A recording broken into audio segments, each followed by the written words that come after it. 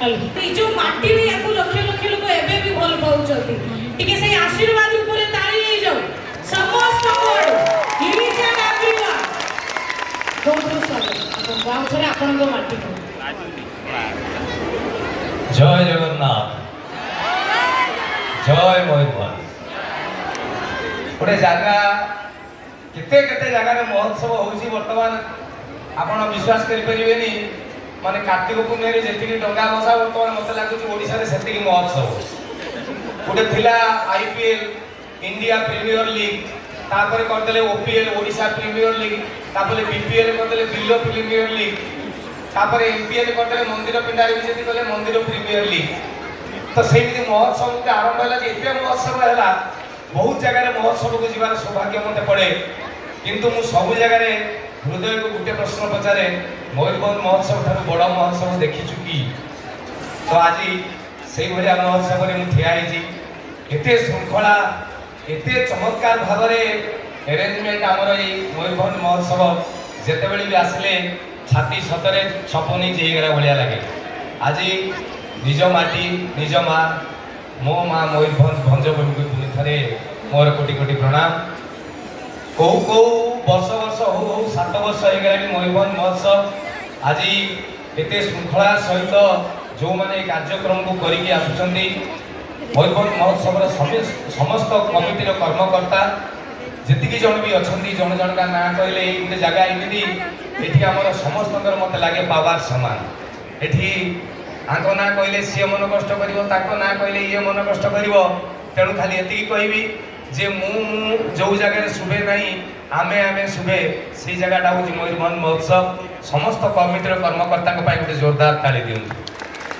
ଆପଣମାନେ ଏତେ ସଂଖ୍ୟାରେ ବସିଛନ୍ତି, ଅଲଗା ଜାଗାରେ ହେଇଥିଲେ ମୁଁ କହିଥାନ୍ତି ଯେ ଏତେ କାକରରେ ବସିଛନ୍ତି, କିନ୍ତୁ ଆପଣଙ୍କ ଉପରେ ଢାଙ୍କୁଣୀ ଛତା ଦେଇ ଦିଆଯାଇଛି। ତାମାନେ ଏଠି ଚିନ୍ତା କରିବାର ନାହିଁ, ରାତି 2ଟା ଯାଏ ହେଲେ ବି ଆପଣମାନେ ବସିବେ। ପ୍ରତ୍ୟେକ ଗୁରୁଜନ ମାନଙ୍କୁ ମୋର ପ୍ରଣାମ। ଯେତିକି ଯୁବବନ୍ଧୁ ଅଛନ୍ତି ଭାଇମାନେ ସମସ୍ତଙ୍କୁ ହାତ ହଲା ଅଭିନନ୍ଦନ। ଭାଇମାନଙ୍କର ଭଉଣୀମାନେ ଯେତିକି ଅଛନ୍ତି ତାଙ୍କୁ ବି ହାତ ହଲା ଅଭିନନ୍ଦନ। ଭଉଣୀମାନେ ହାତ ଟେକି ଦେଲେ ବା ଶୀତ ଦିନେ ମୁଁ ସବୁଥରେ କହେ ଯେ ଶୀତ ଦିନେ ହାତ ଟେକିବା କଥା କହିବା, ତାଳି ମାରିବା କଥା କହିବା କଥା ନୁହଁ। କାରଣ ଭାଉଜମାନେ ସେ ସବୁ ଚାଦର ଭିତରେ ହାତ ରଖିଥିବେ, ପୁଅ ପିଲା ପ୍ୟାଣ୍ଟ ପକେଟରେ ହାତ ପୁରେଇ ଦେଇଥିବେ।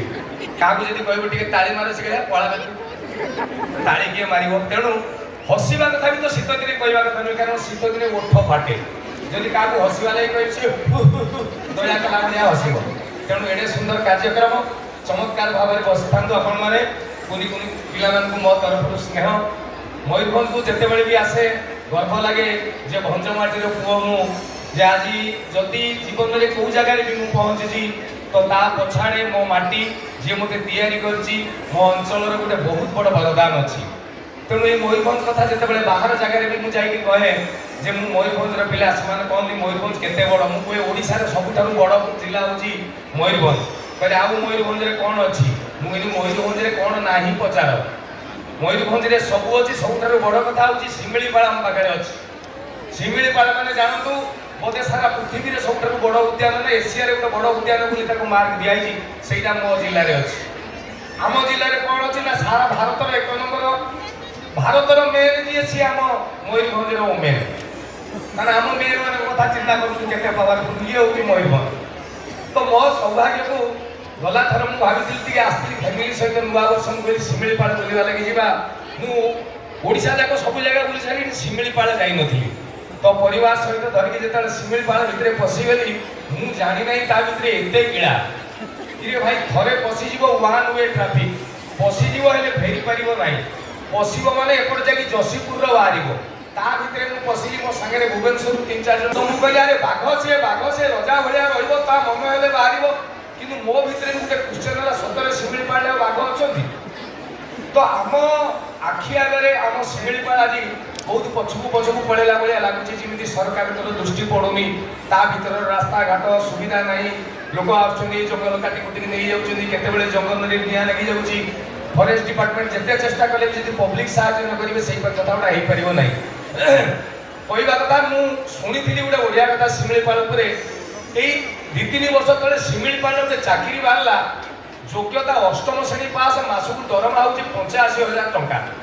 ତ ଯୋଗ୍ୟତା 8ମ ଶ୍ରେଣୀ ପାସ୍ 85,000 ଟଙ୍କା ଯେତେବେଳେ ଛୁଣିଦେଲେ, आम ओडिशा जाकर पिला कहले आम करूँ कारण किसी बुझ ना लेखा एतिक तारीख लास्ट डेट माने गोटे गोटे पिला फर्म फिलअप करी धाइले कहले अष्टम श्रेणी में 85,000 स्केल माने पाखापाखि 8 दूने 16,70,000 टका मिल मेन दरमा धाई पहुँचले गोटे टोका लास्ट जाकि से जो कबाट बंद हो गया कबाट संगे भी गला कारण चाकरी करार अच्छी एप्लाय कले 42,713 जन फिजिकल सॉरी रिटिन फिजिकल क्वालिफाई कला परे लास्ट को जणे रहिला पोस्ट अच्छी गोटे से पिला क्वालिफाई करिगला हो ये कहला हो आज्ञा करिवि एमन कहले फाइनल करिवो चाकरी ना हो आज्ञा करिवि एग्रीमेंट रे दस्तखत मारो दरमा 85,000 टका ये टका दस्तखत मात्र चिंचा एग्रीमेंट फाइनल ताकू लेके आदमी भीतर रखी देबे ये टका कहला सर चाकरीटा कोन ना एग्रीमेंट तो दस्तखत कर साइरोनी एबे चाकरीटा सुनो ना कोन ना शिमिलीपाल रे बाघ संख्या कमी जाउछंती वर्तमान सरकार टेंशन इंडिया टेंशन पृथ्वी टेंशन काहे बाघ संख्या कमी जाउची तो आमे पर दिन देखिलु हठात गुटे बाघ किए गुटे मारी देजी बाघटे को जंगल भितर से डेड बॉडीटा पड़िची सरकार ए पर्यंत जानि ना मुली कोन करा जीवो ना ता चमड़ा टिके आमे खोली की रखिछु तू बाघ होई पिंदी की ता भितर रही अच्छा ये पूरा एग्रीमेंट दस्तखत मार देजी वर्तमान मना कला माने गवर्नमेंट चाकरी कोन होबो कोन नै सागे सागे कहले बहुत फसी जीवु धन देख एग्रीमेंट मार देइछु बापा रा डिकी गिली तापर 85,000 टका स्केल माने 1,70,000 टका दरमा सुनला ये कहला चलो बाघ तो हवा कथा को मते आउ बाघ कामली होई जे मु तो बाघ होई गेल कोई कि ताको पूरा टोटली जते ओके कहि देला ताको नै गेले से बाघ छाल टिकी पिंदे की पूरा तळपटु सिलाई कर देले कहले ठिया को से इमिति ठिया नै माने कहले कोन बरजात्री बाघ कि तू अरे तू पूरा सत बाघ एई मिति रो कोई कि से आठै की रहिला ताको कहले बास एई मिति केते बेडे भी दियो हाथ कुंडे हेले सुई की पछे कुंडे हो कि ठिया की कुंडे करी कारण बाघ कैन नॉट स्टैंड ये कहला हो